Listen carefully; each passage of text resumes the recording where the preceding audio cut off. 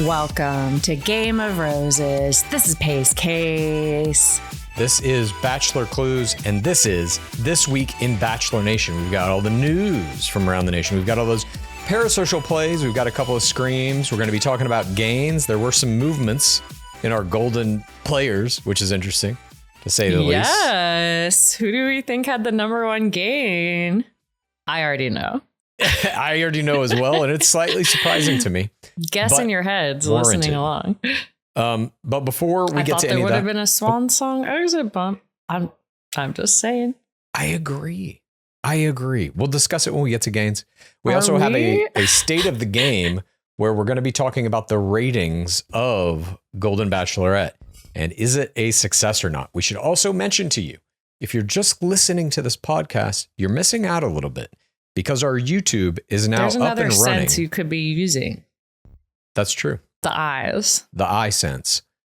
If you like using eye sense, please go to our YouTube channel because it's not just this podcast as a video. There's also a bunch of other little videos on there that we do throughout the week. Lizzie and I just did one where we're talking about Love Island versus Bachelor in Paradise and which is a better show. And should Bachelor in Paradise be taking things from Love Island? Sound off in the comments which you think is a better show, Love Island USA season 6 or the last Bachelor in Paradise season. I mean, spoiler alert, it's not Bachelor in Paradise, but check Clues. out. You're not supposed to say that. I just did. Not in the clickbait. Listen, Bachelor in Paradise has the possibility to come back next season, 2025, and do some things right. Turn the corner, make it a better show, make it a more contemporary show. It has that possibility. It's there. The potential is there. You can make a show like that. You can make a show fun and modern and everything that Love Island season 6 is doing right. You can. You have that possibility. We are talking to you, Bill Dixon. I'm talking to whoever is in charge. Like I said, we're talking to you, Bill Dixon. Let us now, however, do a bit of business before we get into This Week in Bachelor Nation. We have to mention again, just so everyone knows, we're taking a hiatus on our live watch parties in Los Angeles. They're going to resume back up sometime middle of next month around playoffs for Joan Vasso's season, hopefully at 33 Taps in West Hollywood, which is yet to open location. West Hollywood. I'ma keep on dancing out in West Hollywood. Yeah, the Pink Pony Club is literally almost across the street from where we're going to be doing this. Across the street and down the street a little bit. After party. A 1 to 2 minute walk at the bar called the Abbey. Joan Vasso's Find Love and then go to the Pink Pony Club. Yeah, I can't believe I've been to the Pink Pony Club and I didn't even realize. Well, I don't think it was called the Pink Pony Club then. I mean, she made that up. It's a fictionalized version of the Abbey. Yeah. But it is about the Abbey, supposedly. At any rate, it's also across the street from Tom Tom and Pump. All that Vanderpump stuff. And she should make a Pink Pony Club in West Hollywood in this area. That's smart. Take 10% if she does it.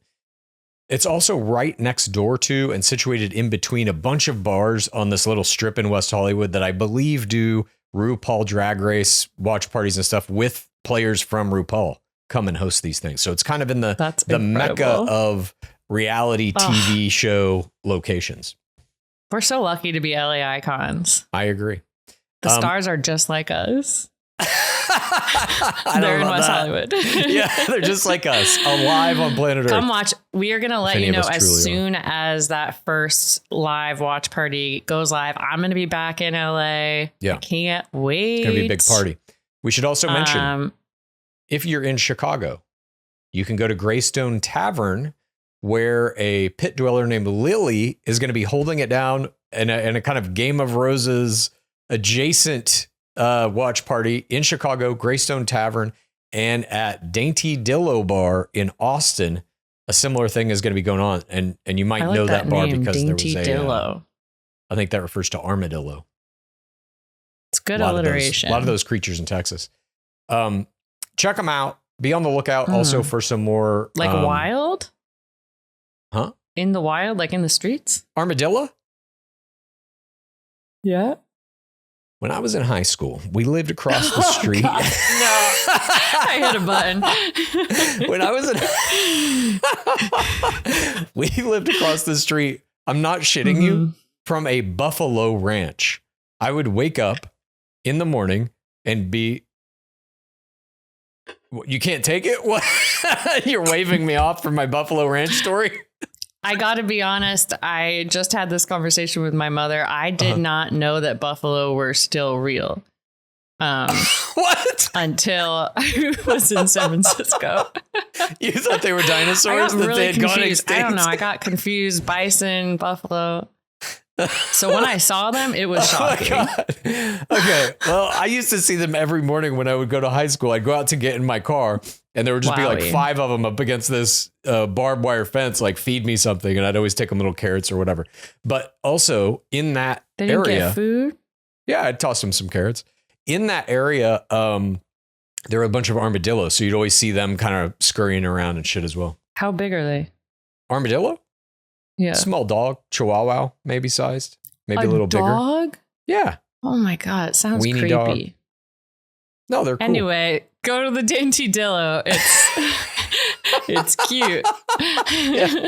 Dillos are cute. We like them. They are. We also have shot glasses still available on our website right now. They're love level shot glasses. If you hear somebody do a love level, which you're going to start hearing that more and more over the course of Golden, you pour. Oh, yes. So the idea is you pour up to that line, love level 1, 2, 3, or 4, take the shot. So by the time we're in hometowns, you're just getting lit.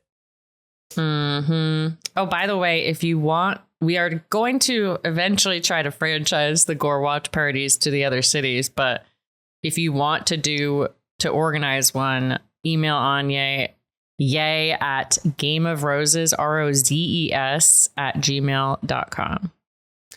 There you have it. That's all of our business. Also, I think, right? No. Pace Case business. We are finishing Presumed Innocent on HBO Max, and we are going to do Silo season 2 next. And we are currently doing Dairy Girls season 1 on our Patreon, patreon.com/HBO Max. That's where we have our whole back catalog. Nice. And I am in my personal watching almost done with season 3 of Dark. What do you think of Nicola Coughlan in Dairy Girls? Is this the blonde bangs girl from Bridgerton? Yeah. Oh, she was my favorite part of Bridgerton. Yeah, she's fantastic. Part of why I wanted to watch Dairy Girls. Interesting. She has another show called, God damn it, I forget what the name of it is now. But she's the main character of it. It's a comedy, a British comedy. Show? It's not that new. It's God damn it. I'm gonna have to Google this. Hang on a minute. I have to get. I had never even heard of Dairy Girls. Yeah. There's 3 seasons. I know. I think at least. I know. Hang on. We're in such a golden age of content. I'm so happy. Have you watched that the new Nicole Kidman show? No, not yet. That is interesting. Big Mood, it's called. I don't think you're going to like the writing. I don't like those shows. I don't like the waspy, Cape Cod rich people's problem shows. I can't get into them. My apologies. But her show, the one I was talking about, is called Big Mood. Cape Cod, catching strays. Yeah. All right. Shall we get into this show now? Mm-hmm. Here we go. This is Game of Roses. State of the game. So for today's State of the Game, we last week did not have the ratings for Joan Vassos's Night 1 because it takes about 48 hours for them to come out. We record This Week in Bachelor Nation on Thursdays. So we're always going to be 1 week behind in the ratings. But Clues hasn't solved the laws of physics yet. Maybe next week. I mean, you're sending me down a deep dark hole. I have to now pull myself back. I was about to go into an astral projection, quantum. Yeah, I was about to do it all. Can't do it.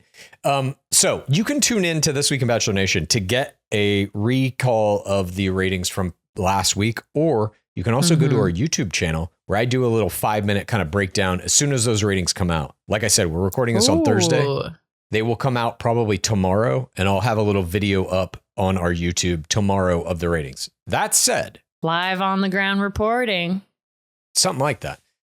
That said, we do have to address what I believe is the current state of the game with regard to these ratings. So we're going to talk about Joan Vassos's ratings from last week, her Golden Bachelorette premiere. She got a 0.29 in the 18 to 49-year-old demo with 2.8 million viewers. Okay. Now, these numbers may be meaningless to anyone listening, but we have to look at them comparatively. Did she do better or worse than the other shows on her night? Did she do better or worse than Golden Bachelor premiere, than Jen Tran's premiere? That's primarily what I'm looking at here. So the first one and the most important one is, how did she do last Wednesday night? The answer is not great. Her 0.29. No, yes. She was crushed. Didn't do it, Joan. She was crushed by CBS airing the season premiere of Survivor. That got a 0.73 in the demo. I do think that Survivor is one of the main pillars of why this premiere didn't do as well. I agree. Especially as Gary's. Like, what was on CBS during Gary's premiere? We'll get to that. We will get to Survivor. That. We will get to it. Wasn't Survivor. But yes. So she comes in a distant second to Survivor, and then she did beat out MasterChef, a new episode on Fox, and Chicago Med that had a rerun on NBC. So she's at least second place, but it is a very distant second, and I would not expect her to beat Survivor even once this entire season. This number is too disparate. What if people watch Survivor live? Watch in the next few days, Joan. That's fine, but that doesn't help with her network TV rating, which is how ABC makes its money off this show. That number equates to how much money they can charge ad people, basically, to sell ads through the show. And if you're coming in at a 0.29, she's doing half the raw viewers as well as Survivor. It's just not great. I still think ABC would consider it, in quotes, a success. You know what I mean? Like, they're airing it on a Wednesday night as opposed to Monday, let alone up against Survivor. So you're asking the audience to kind of like break away from viewing patterns, from your habits. You know, if you have your Bachelor Monday night watch party, well, now it's in the middle of the fucking week. Exactly. And I've got to adjust it to Wednesday. It can be tough. Yeah, that can be very hard for sure. They're not doing her any favors there. And it's up against a monster in Survivor. So Survivor, I got to imagine that overlap is pretty strong because these are the two legacy reality shows. Yeah, I agree. Head to head, basically. How did she do against Jen Tran's numbers? Also not good. Jen Tran's night one was a 0.45, also with 2.8 million viewers. So the same number of viewers, but that demo, they're not getting the same piece of the demo. It's about half of what Jen Tran had. And that could be due to... So is it an older audience? Exactly. That is what that basically means. That although you're getting 2.8 million viewers, more of them are over the age of 49 than were for Jen Tran. Or under the age of 18, which I don't think is the case. Maybe. But at any rate, that demo number is the important number. Zers. Yeah. If you would have like 2.8 million viewers, but they're all in that demo, that would be the biggest rating that we've probably seen in 10 or 20 years on network television. But that ain't the case. Now, aging out of that demo, baby. Let's take a look now at Gary Turner. His premiere, which by the way was not on a Monday, it was on a Thursday. All of his episodes aired on Thursdays. Another shocking decision.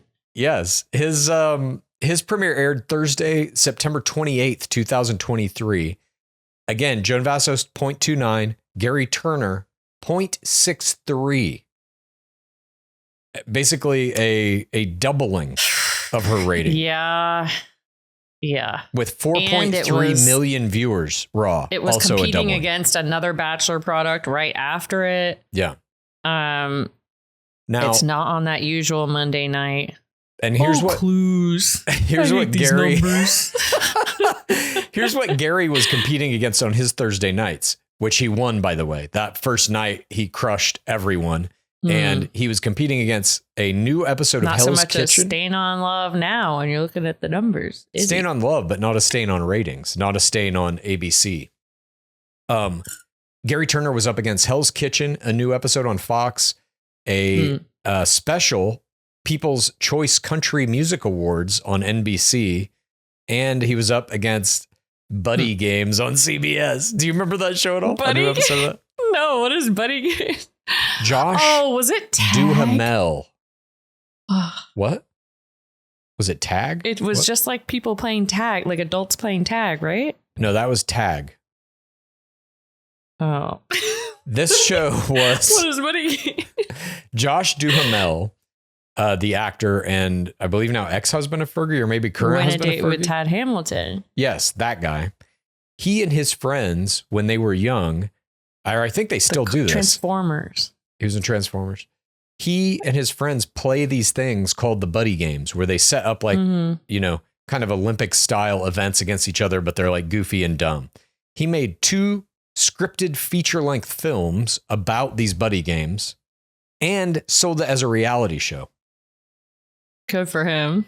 Yeah, Good for Tad Hamilton. Sure. I love this for him. Well, but I don't think there's going to be a season 2 of Buddy Games because they got a point as 2. someone who keeps making content about the same topic, yeah, I understand. Of course. Why doing get paid a book once? version, doing a podcast, doing a get YouTube, paid 5 times.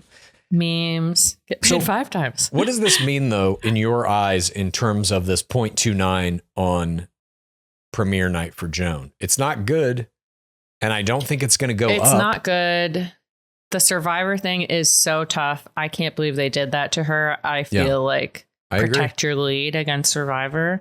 I don't. Is there like football or something? Why is this happening to us? Yeah, I would guess it's because of Monday Night Football. But if you look traditionally at other Bachelor seasons, preempt football. I don't know if they're going to do that one. Traditionally speaking, these ratings don't go up. You might see your finale get higher ratings than your premiere, but traditionally speaking, and there are exceptions to this, Joey Graziadei added numbers over the course of his season. We've seen a few other seasons do it, but generally speaking, your premiere is the biggest number you're going to get other than your finale. So if Joan... Unless it's gaining word of mouth, like, oh, this is a really good season. Like Love Island USA season 6 did. Yeah, and we'll see. That could happen. Potential. And I hope it does happen. I'm seeing so many TikToks go viral that are about Golden Bachelorette. So I'm kind of shocked by these numbers, but... Yeah, I am too. That's and maybe TikTok. it is like you're saying. Most people are watching it on Hulu next day or whatever. I don't know. But that's where it stands right now. The state of the game is Golden Bachelorette is not, at least on night 1, as successful as Gary Turner's Golden Bachelor season was. And it is not as successful even as Jen Tran's recent disastrous season was. So I don't know what this means for the kind of Golden franchise moving forward. Or is this also just it can be a symptom of like network TV is dying. The only reason I don't think, I think it's mostly that. It is mostly that. But then you're looking at Survivor on the same night, got a 0.73. So someone's watching network TV in that demo. I mean, Survivor has been on for 20 years. So is Bachelor. This is the premiere. But this is Golden Bachelorette. It's, you know. Sure. Well, we don't know where we're going to end up with Joan Vestal's season. God, I mean, like Gary Turner got a 0.63. He was kind of competing with where Survivor is now. He got a 0.8 on his finale. That beats that Survivor number. It's also like coming back after COVID. I don't know. Hard to say, Clues. It's also the Devin Strader effect. Like I said, I got a bunch of DMs. 100%. This time I would say around. that is the other big tenet of this. I think there are some hardcore Bachelor fans that like have either checked out forever from the franchise or at least need a little break after what went down with Devin. And then you get all the information about Gil Ramirez restraining orders coming out. And it's just like, fuck this. I'm not watching this. I do think that attitude is part of this. I completely understand that attitude. And I have had some, you know, similar feelings during this. It is hard to see over and over again. Yeah, I agree. I totally agree. It's not fun to watch. I agree. Clean it up. They gotta clean it up. They gotta clean it up. And, you know, there's something to be said, too, for like... They gotta clean it up. They gotta clean it up. I just keep thinking about, like, if somebody in Love Island had a restraining order, for example, Mm-hmm. there is a tonality in that show that I think the fans of Love Island would hate that person, and they would maybe say the show needs to do better. But there's a weird tone in that show that's almost like a hands-offness kind of thing. That's like, we're just putting these people out here and they're doing what they're doing. That it's like, it wouldn't stick as hard to the producers of that show if it happened.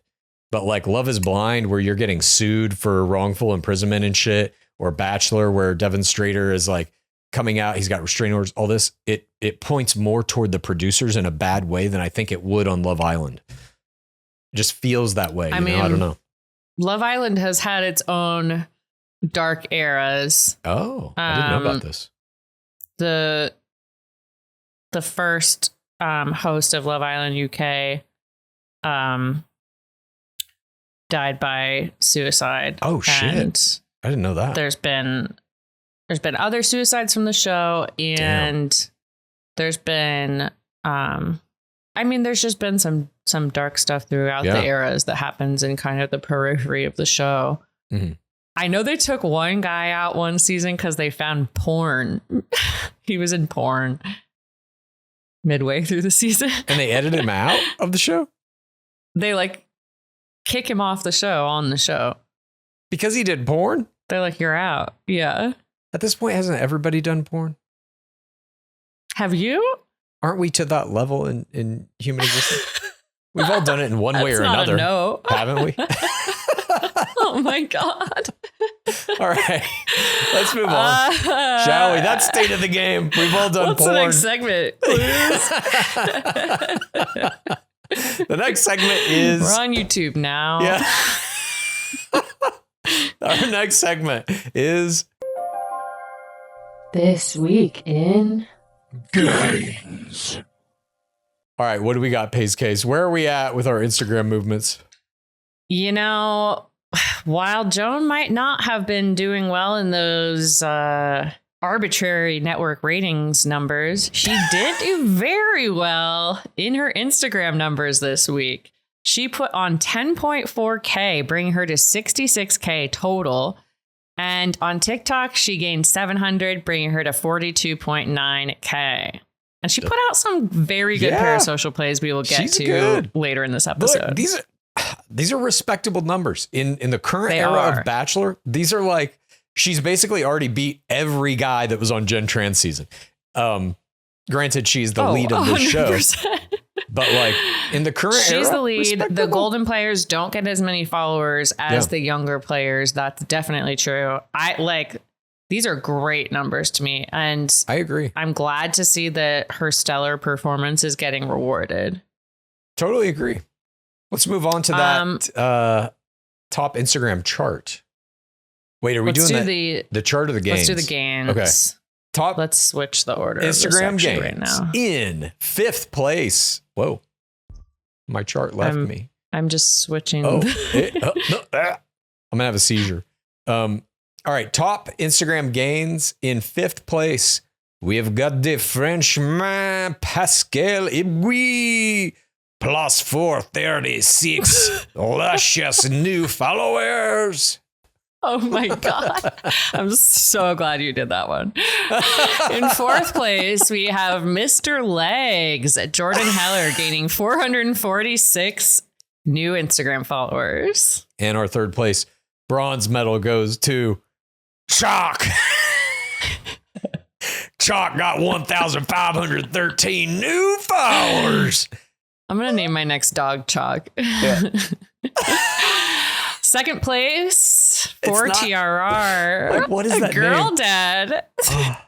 Mark Anderson gained 4.3K on Instagram this week for that Guten Tag. Oh, right. Guten Tag. Is that German? Spin die Kinder. I don't know. I don't think so. In our 1st place spot Dankeschön. There you go. In our 1st place spot is... Can you tell I'm watching Dark? No. Our 1st place spot is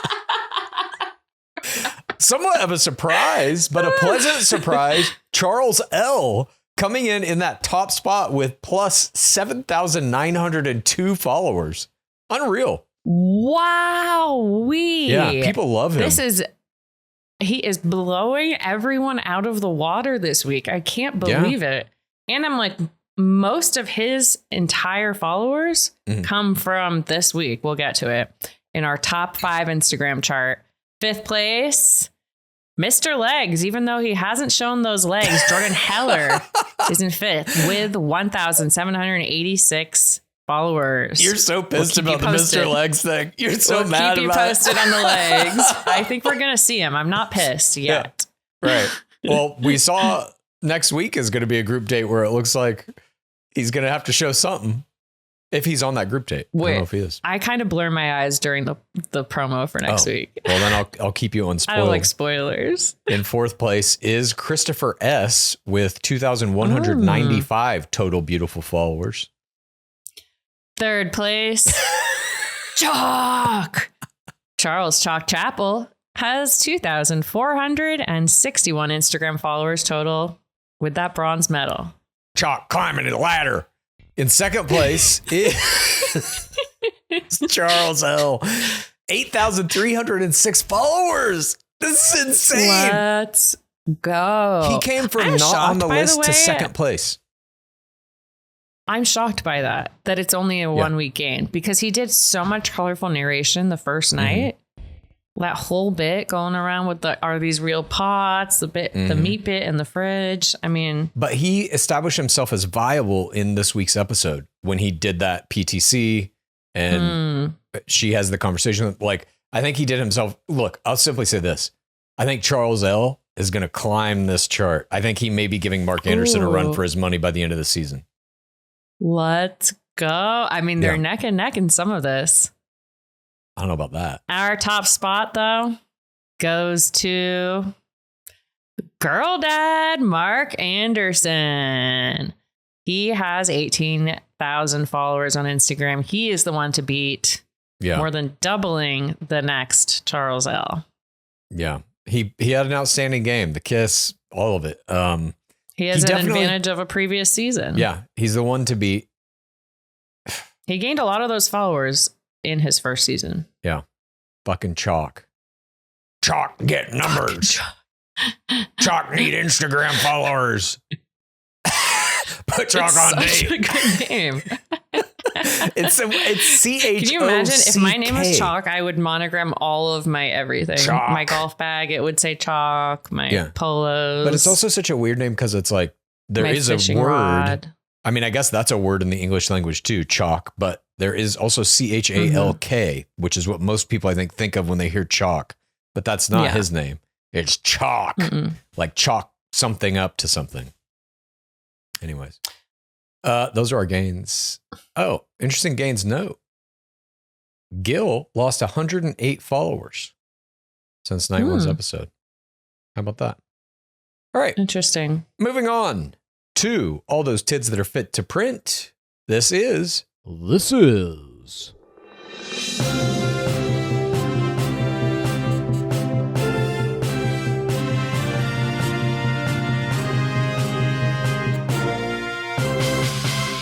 Bachelor Nation News. First up in Bachelor Nation News, after the first round of eliminations took out 2 competitors from the current season of Dancing with the Stars this week, we are proud to report that both the Master of Gays play Joey Graziadei and the first Bachelorette to ever propose to her ring winner Jen Tran are still dancing. The ABC Celebrity Dancing Competition kept all of the contestants last week at the end of the show's premiere, only to send 2 competitors packing their dancing shoes in the second week. Anna Delvey and her partner Ezra Sosa were eliminated, along with Tori Spelling and her partner Pasha Paskov with scores of 17 and 19 out of 30, respectively. Wait, did you see the video of her when they were interviewing her Anna about Delvey? leaving the show? Yes. Yeah. Look, Anna Delvey did not want to be there. That was made clear basically from every frame of the show she was in. And when they asked her what she was going to take from her experience of being on Dancing with the Stars, she goes, nothing. It was so funny. People didn't just like her. Just one line. The dancing, like they have controversial people. Like you remember when they had Sean Spicer on? Yes. They put That's controversial. like the only person I remember who's been on the show. Oh, wow. And Caitlin Bristow. Right. Obviously. I was about to say. Yeah, they put controversial celebrities save on the there queen. sometimes. Anna Delvey definitely is one. And the audience will turn against those celebrities sometimes, which they did immediately to her. And she was like, screw this, I'm out, basically. Anyways. Meanwhile, Jen Tran and her partner Sasha Farber tangoed the night away to a little party, Never Killed Nobody. Parens All We Got by Fergie, Q-Tip, and Goon Rock. In a harrowing moment during her performance, a technical malfunction caused the music to stop playing, but Jen powered through to be rewarded with 19 luscious points out of a possible 30. While Love Joseph, the adjective luscious here. I just started, it's in a lot of the stuff I wrote today. I don't know why. While Joseph Graziadei and his partner Jenna Johnson took their rumba skills to new heights as they shredded the dance floor to Shallow by Lady Gaga and Bradley Cooper. Their fancy footwork scored 22 out of a possible 30 and made many within Dancing with the Stars Nation rethink Graziadei's possible chances to take home the coveted Mirror Ball trophy this season. Ooh. Next week's vice presidential debate will replace dancing on ABC's schedule. The competition series then returns for back-to-back episodes on Monday, October 7th and Tuesday, October 8th. Clues, have you ever watched Dancing? I've watched clips of Dancing. I've never watched an episode. I've watched clips. Yeah. Still nobody can do like the hardcore robot dancing that I like. That I've seen anyway. You know what I mean? Do they try?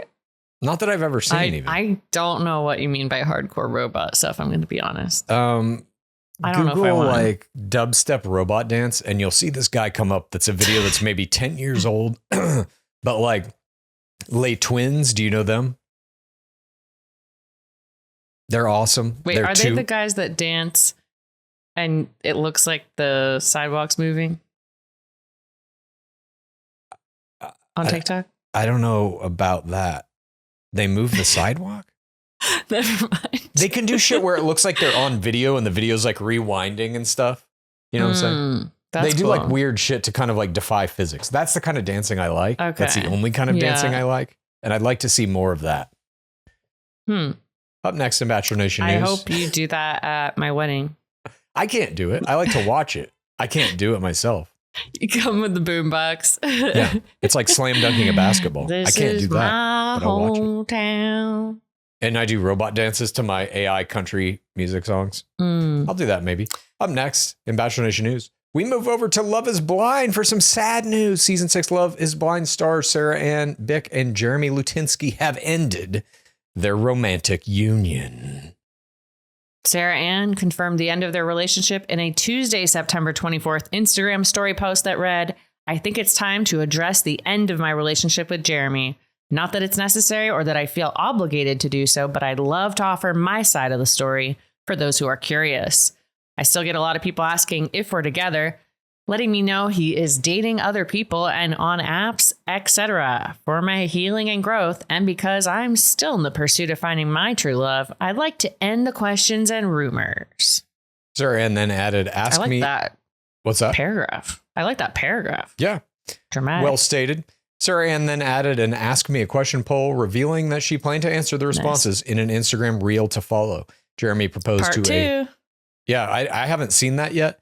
I assume it's coming momentarily. Jeremy proposed to a different player in season 6 named Laura Dadisman, but after that relationship fizzled in the real world and Laura called off the engagement, Jeremy notched down to Sarah Ann. By the time of the reunion for that season, Jeremy and Sarah Ann were cohabitating. Jeremy has not publicly addressed the breakup. We are sad to see another Love is Blind couple become a statistic, but we wish both parties well as they navigate this next phase of their lives. Up next, in This one, Bachelor, it's kind of I don't know slow. what the statistics are for a notch down couple. Zach We have Goytowski one and baby Bliss from it. Porizadi have a child. Yeah. They have created new life. You figured out you could, but you never stopped to think if you should. Up next in Bachelor Nation News, we have a very important anniversary to celebrate.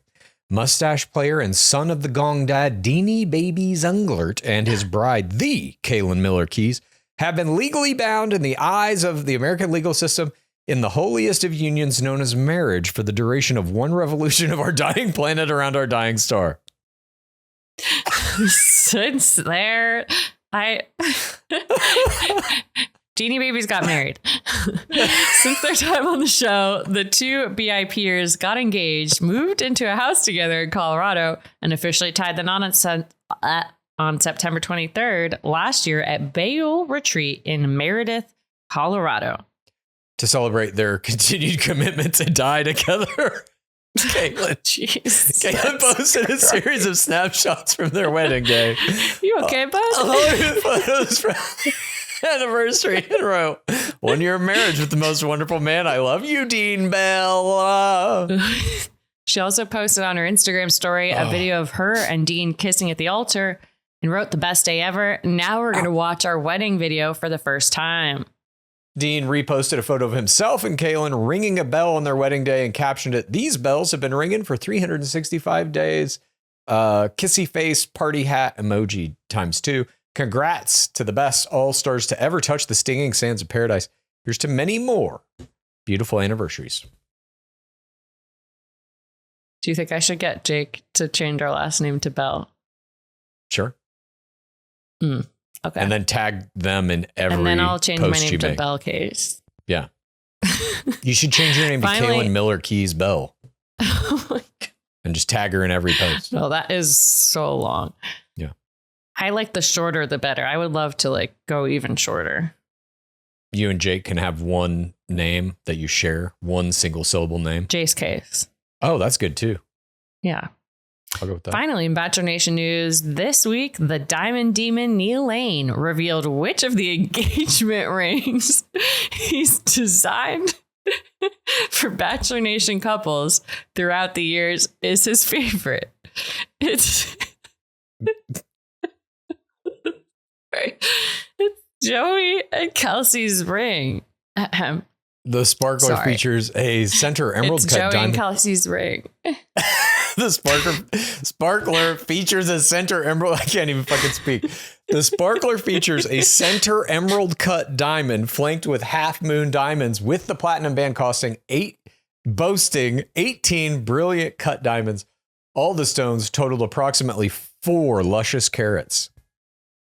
The Diamond Demon said he looked to the luscious 1920s for reference, so that the look had an element of vintage glamour. What an honor to be considered the favorite sparkler of the man who has created sparklers for so many couples in the history of our beloved game. Congrats to Joey and Kelsey on this huge honor. I mean, that's a lot of pressure. Yeah. This is like Picasso saying a pre-marriage sparkler painting being your favorite. I know. They got a lot to live up to now. If they get not divorced, if they call off the engagement and they have to give that ring back. That's a stain on love you really can't undo. You know, that is you're true. Breaking the Diamond Demon's heart. Yeah.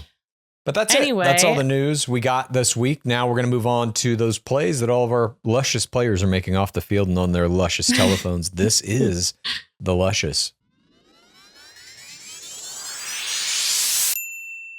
The Parasocial play of the week. Oh my God, there were so many good plays this week. So many that I thought Joan's ratings would be higher just because of everything that is going on. Our first Golden Crown, Joan Vassos, in our 5th place play, posted a very 4TRR video of her watching the premiere with friends and family and even producing tier play. But we were most interested in a joint reel she made with a certain group of Golden players. A 6-part joint reel between Joan Vassos, Nancy Hulkauer, Bachelor Happy Hour co-host Kathy Swartz, Zip It, Sandra Mason, Bachelor Nation, and the Golden Bachelorette Instagram account. The 4 players lip sync to an audio calling themselves The Click. Is this the new Askin? JNKS? The Click? Time will tell, but the answer on the question on everyone's mind is, where is Susan? 183K views, 4.5K likes. The click. It's not as good as Askin, in my opinion. Hard to beat. It's like Askin. the squad. It's You like gotta a get notch a down vowel from the back squad. in there. I agree. No. Our fourth place play of the week, Parasocial play of the week this week is colon. Now I'm just going to start reading. It's star season and the stars are dancing with the stars. And due to the high Bachelor representation, as DLH made fun of in our Digging Deeper episode out last week, we are reaping the rewards of incredible Parasocial content by Grazi and Jen Tran. Last week, we discussed how Kelsey Anderson was Jason Tardicking for Caitlin Bristow for Grazi. But this week, we've seen Jonathan Johnson step up to fulfill a ghost platonic ring winner, Tardick mixed with Tyler Cameroning Hannah Brown Parasocial Storm. First, Jonathan, right? That was a hard one. You're just like trying to trick me now. You're just trying to like make my brain implode. Just trying to find the Manchurian Candidate mix of words to like trigger me.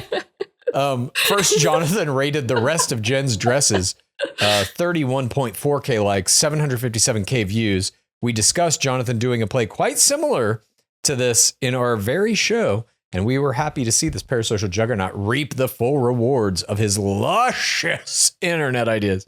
Thanks for putting that in there. You're welcome. That was on the spot editing. Nice. Our third place, Parasocial play of the week. We saw an incredible joint play between Jonathan and Jen Tran backstage at Dancing with the Stars and posted by Good Morning America. While Jen and her Dancing with the Stars partner do an interview, she calls Jonathan over and they Tyler Cameron, Hannah Brown all over the place with will they, won't they, Tench talking about their friendship. John promises to be at every one of Jen's shows on camera, even performing a semi-sabbatical, saying something about leaving the Chiefs game or after the Chiefs game, going right away. They should just move in together. Yeah. We're just friends. We're just roommates. Escalate. I mean, we're just roommates. Yes. For real. Like they should. They should. They should. Remember how funny it was when Joey moved in with Kelsey and all her roommates? Yeah. It's even better if they already have roommates. Well, it's like that's what Tyler Cameron and Hannah Brown did during the pandemic. Yeah. They moved in together into their just do it. Content factory, the quarantine crew. I'm telling you. In fourth place this week for Parasocial Play of the Week, we have Dark Lord Ariana Maddox, Dancing with the Stars player and Olympic medalist Alana Marr, and Dancing with the Stars player Alan Burston made a hilarious joint reel play this week. The Chiron reads Love Island meets Dancing with the Stars. In the video, Ariana plays a role as Love Island USA host and asks Alana who she wants to couple up with, to which she responds, Alan, because he's great, and also producers told me he has to be my couple. The caption reads, at the end of the day, I would have chosen Alan every time. Team Cutter Rugby. This thruple's Parasocial engagement, 2.7 million views, 122K likes. Unreal. 2.7 million views is like real. That's as many people as watch Golden Bachelorette premiere. I mean, this is what I'm talking about. The engagement on these Bachelor players is insane. I mean, that one didn't have a Bachelor player in it, but our next one does. Oh. All of these were strong plays. However, there can only be one winner. Our Parasocial play of the week goes to the luscious Grazi. In a playful parody reel, the gays king Joey Graziadei recreated a rose ceremony during Dancing with the Stars rehearsals, offering dancing shoes instead of roses. Joey pretends to wear the crown all over again as the three players wait in a rose ceremony, all in athletic gear tots. Quote, will you accept this quote, will you accept this shoe? Joey asks. His partner, Jenna Johnson, accepts the first shoe while tension rises between Olympic medalist, model Ilana Mayer and Dancing with the Stars player Alan Burston for the second shoe. Ilana ITMs, I thought Joey and I had something when we did the cha-cha slide together the other day. And I thought that I'm sorry, can we cut the camera? Ultimately, Joey gives the last shoe to Alan, leaving Ilana humorously heartbroken. The caption reads, I can't believe at Joey Grazia Day would mug me off like that. Love Island reference. And his fiance, Kelsey Anderson, commented, you'd get my shoe at Ilana Mayer. This reel got 169.5K likes, 5 million views. Jesus Christ. Wow. Congrats to our Parasocial Play of the Week, Grazie, just dominating, continuing to dominate. This is almost a year. They wrote a whole show. Yeah. They're incredible. Well, congrats to all of them. Now it's that time in our program when we delve deep into the bottom of the pit to scream forth about how our fandom of this show, reality TV in general, has radically altered our lives, our personalities, and our view of reality. This is Screams from the pit. What do you got, Pace Case? Scream it. Well, it's wedding season for Pace Case. Sure. All 24 hours a day now. And I am looking for a wedding venue. And in this search, we've been kind of narrowing it down to some certain regions. Looking for something outdoorsy, naturey, maybe somewhere where everyone can stay together. And one came up in my search. The Sacred Pools of La Quinta. No way. Literally is listed. And by the way, it's listed as like not the full $sign amount. So I'm like, wait, what? Is this a good deal? Oh. And I then got a second targeted ad this week. Do your wedding at the cursed lands of Nemacolin, it read. Whoa. Yes. And there was an image of a Nemacolin bride. There was right an image there of Rachel Kirkconnell smashing into the ground after a skydiving accident. She had a Rachel Kirkconnell hair color. Wow. For sure. That they were probably subliminally trying to get that into you. I think That's so. crazy. So you're not getting targeted we can't pay for Kirkconnell. Bachelor ads. But I mean, no, there's no other I explanation. mean, you're looking targeted. for a place for a lot of people to stay. Mm-hmm. You know? Well, now here's the question is, are There's you not that entertaining? many, I guess. Are you entertaining either of these locations? That's personal. Oh, all right. I'd be happy to go to either for what it's worth. It would never be at Nemacolin. It's too dark.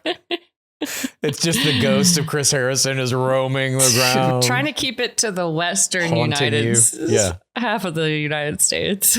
We've at least narrowed that down. And why are you so nervous about this season of The Bachelor? You just hear that echoing in the hallways. Oh God. There's ghosts. There's ghosts all over the place from this franchise. That place is tainted for sure. My scream it's kind of a repeat scream. I've done this a bunch. I don't know if I've ever screamed it purposely though. I perhaps have, but okay. This week, in the Golden Bachelor franchise, they go on an amusement park date, a Disneyland date, some might call it. And so to find in our YouTube, we play historic clips. If we talk about them, which we did in our recap of that, we said the private amusement park date is like a time-honored tradition, and we mentioned a few versions of it. And then I think you brought up Victoria Fuller going on. I probably just screamed Chase Rice. Yeah, the Chase Rice do date. that. And so in order for us to cut those clips into our recap, I have to find those clips in our vast library of all the different episodes. And I now, at this point, have basically an encyclopedic knowledge of exactly which episode it's in, which portion it's in. It's just there. It's in my brain. It's scary. My brain can do these things. When I was a younger man, I worked in a diesel truck warehouse one summer, driving forklifts and fulfilling orders. This is a warehouse that contains forklifts and armadillos. I can't. Yeah, you're so Heartland. This I don't know why I'm bringing this up, but this warehouse contained, I would say, probably maybe 20,000 different parts. And I had them by the end of that summer memorized as to like what the part number was and where they were located in the warehouse. My brain just does it. So in going through to find these clips, I came upon the episode that contained the Chase Rice, Victoria Fuller, Pilot Pete, private amusement park date from season 24 Bachelor. And all I needed was a brief clip of them just kind of running into the amusement park so that you could see that's what it was. As we spoke about it in the recap, that's what it referenced. Instead, you just what want the wound up happening, line of Peter going, Chase Rice, the singer? you just want the shot of So Pilot good. Pete And he's getting later Chase said that Rice's that's phone fully number acting. after. Yeah, of course. So good. What wound up happening, though, is I watched the entire date. I could not help myself. Watched it in real time for pleasure. And let real me tell time, you, one time yes, speed? it was a pleasure watch, and the pleasure was attained. That's another scream. The pleasure I sought was delivered on a level I didn't anticipate. Going back, and this happens to me not just on this date. This happens to me quite frequently when I'm looking for these historic clips. I'll just rewatch the whole scene or the whole rest of the episode or whatever. It's so in what ways is it delivering good. for you? A nostalgia. I'll tell you exactly. This is what I thought when I watched that Pilot Pete. It put me right back to the moment you and I were watching that as it aired and then recording our recaps in that early era of gore. Whoa. That was in January 2020. Yeah, that was one of our first seasons. It was Hannah That Brown was our first Bachelor one. season, right? It was our first Bachelor season, yeah. And so it brought me back to kind of how naive I was. Like we hadn't written and the it book. was the last season before COVID. Yeah, last season before the dark bubble seasons.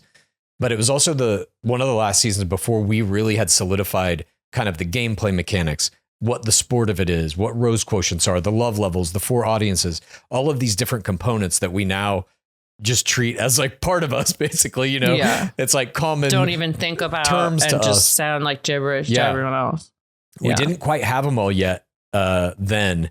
And I just remember Yeah, our My grid is initial- not very good for that season. the grid's not good for that season, a couple of seasons. We should really do a re-watch hyper binge, solidify the data. New scream. No, I'm not going to do that. But No. every once in a while, I'll have one of these experiences where we've been doing the show now for 5 years, and I will get some experience that puts me back to those early days when we first were starting it. And this did that for me. And it was just fun to be like, damn, we really have, time travel. Well, time doesn't exist. Let's get real. But nor does free will. Sorry to everyone out there. But it took me back in a Everyone very good catching way. strays. What's that? Everyone catching strays this episode. That's right, including the concept of time itself. But that's my scream. I was teleported back to the year That's a really good 2020 one. before the pandemic in service of finding a historic clip for our Golden Bachelorette recap. And it's a part of this, our kind of move into YouTube that I didn't anticipate. I really do want to continue having the little, if we're talking about some historic thing, I want people to be able to see what we're talking about. And so it requires me to go back through the whole because everyone document. doesn't know what we're talking about all the time. Yeah, especially super historical stuff from early seasons, it's fun for me to go back through and rewatch that stuff and be like, oh yeah, I remember when we first kind of became aware of season 5 was an important one because it had the first impression rose or this or that or whatever, it's not just the memory of the show. It's the memory of Game of Roses as it's kind of been pieced together through these 5 years. It's interesting to me. So now my scream is a double scream. At any rate, those are our screams. Anyway, we got have one more a scream from a pit dweller this week. Yes, this scream comes to us from someone named Drab. Sounds like chalk. Chalk ain't drab. Drab, Chalk and drab. Chalk ain't drab. The dynamic duo, chalk and drab. I have to download this one. I have not yet done it. My apologies. I'm almost there. I'm downloading it as well. Okay. I see it now. Uh-oh. All I see is the word tabletop. Uh-oh. Yeah. This file is My called mind Tabletop is already Roleplay Scream. Oh God, are you ready for this, Space Case? No. Hold on. Okay, ready. Okay, here we go. Let's take a listen. Hello, Game of Roses crew. This is Drab, longtime listener, longtime caller, calling in to scream about how I am jamming my obsession with The Bachelor into my fantasy tabletop role-playing life. So I have a group of internet friends, chronically online, mostly dudes who I met playing first-person shooters online. Okay. And we are about to start a game of the tabletop role-playing game Pathfinders. I think Dungeons and Dragons, just a little different. So we've invented this steampunk world with corporate overlords, and I'm thinking, what kind of character should I have? So I know I want to be a lizard person. That sounds sick as hell. But what should their backstory be? And I realized we have corporate overlords, so we probably need some reality TV in this world. So my lizard folk is going to be a version of our contestant, our alternate universe version of The Bachelor. So to enable this, one, I've altered what lizard folk are supposed to be. I've given them hair and eyelash extensions and lip gloss. I don't think my dungeon master was ready for that. Two, I've forced my dungeon master, we had like a rudimentary smartphone type device, but now I've forced him to invent reality TV for this fictional world. I forced him to invent social media for this world. My character needs to have a burgeoning influencer career. I'm trying to have it be so that depending on how non-playable characters, those ones we interact with, if they've watched the show, they may be more likely or less inclined to like me. So we're working on some some stuff with dice to change those probabilities around.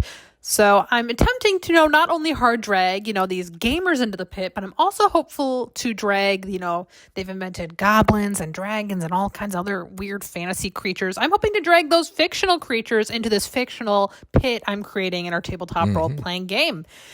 Now, I realize I don't have a Jesse Palmer equivalent. My character doesn't have any backstory with an empathetic king host. So I'm about to go bother my dungeon master some more because my character needs some more backstory. Praise be our beloved game.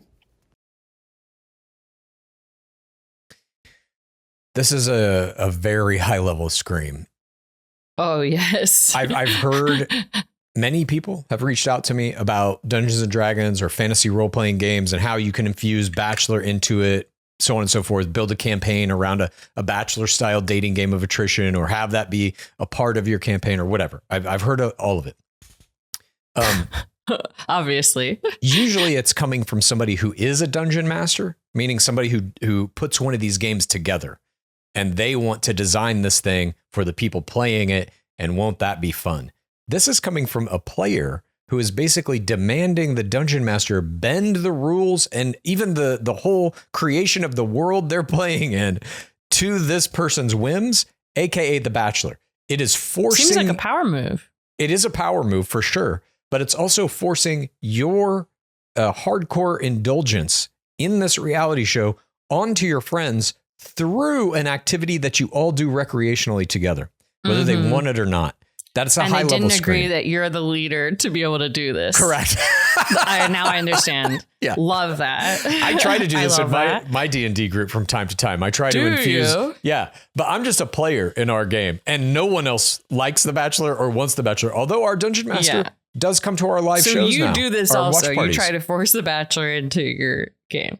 I mean, I'll say I've even gone one step further. Our Dungeon Master now comes to our live watch parties weekly. Stop, Josh. Yeah. Oh my God. That's our weekly hangout now. You got him. I did. I don't know if he'll still come once we move to West Hollywood. That's kind of far for him. Christmas future for the screamer. Yeah, exactly. That's the next step for this screamer. Can I request that you put chalk in this game? Please. I'm Chalk. I'm a dragon. I also think I was led astray with the name of this file. I thought this was going to be about tabletop. Me too. Rick Leach. Your nickname for the man who came in as a table. My nickname? That was his nickname given to him. You don't remember that season. They went on the group date. They called him Tabletop? Yes. They went on a group date. It was an ad for Top Gun 2. I thought Top only Gun you Maverick. called him Tabletop. That's so funny. They all got nicknames. They got call signs. You know how like in Top Gun, there's like Iceman and Hollywood and Maverick and whatever. Yeah. They get what is called a call sign if you're a pilot. So Rick Leach was on that group date where it was a promo for Top Gun 2, Maverick, and all the guys got call signs. His call sign was Tabletop. Okay. I did not remember that part. Oh my God. Maybe that's my scream. Sorry, but that's my scream is how offended I am that you don't remember that. I feel like you're mad at me. Um, I'm furious. You have no fucking idea. I'm about to flip this goddamn table. This tabletop. Oh! Anyway, I think tabletop needs to be in this as well because that's necessary. Yeah. I feel like, honestly, we were just talking about like La Quinta and Nemacolin, and I'm like, those I feel like would be good locations in a dungeon land. Yeah. And like you can still hear Claire's screams in the desert mountains, and no, totally. I forget who she was. Your party winds up the burned dress. Getting trapped at a kind of Nemacolin style. And I've never even played Lodge D&D. in the Woods. My brother worked on the D&D movie. So which one? Everyone should watch it and stream it. Which one? The most recent one. Oh, that was the one that Daly and John Francis Daly and his writing partner did. Sorry. I got a boycott for personal reasons. Sorry. Okay. Well, anyway, thank you for that scream, Brad. Yeah. A beautiful scream. If anybody else full of luscious tids. If anyone else wants to send us screams, it's very simple. This is all you have to do. You go to patreon.com/gameofroses. You join us in the bottom of the pit. You get access to our Discord. In that Discord is a channel called Submit Your Screams. You upload a 1 minute or shorter video or audio file. And we play the best ones here. Anya goes through them all. We can't thank her enough. But that wraps up our program today. Thank you for joining us. We will be back on Monday with Digging Deeper. There's a lot of luscious clips that we're going to be playing from around the podcast Bachelor Nation world. We hope you'll join us for that. Yes, we're in a new podcast era where there's a bunch of new podcasts by very important Bachelor Nation figures. Yeah, and Kat Izzo and Charity Lawson are about to drop theirs as well. Those voicemails. Supposedly. Can't wait for those voicemails. Yeah, we'll see. Click in. Tap in, I think it's called. At any rate, thank you for joining us. We will see you very soon. Praise be Dark Lord Palmer. Please rate this podcast. Please review this podcast. Please get a friend to listen to us. And then please rate this podcast. Please review this podcast.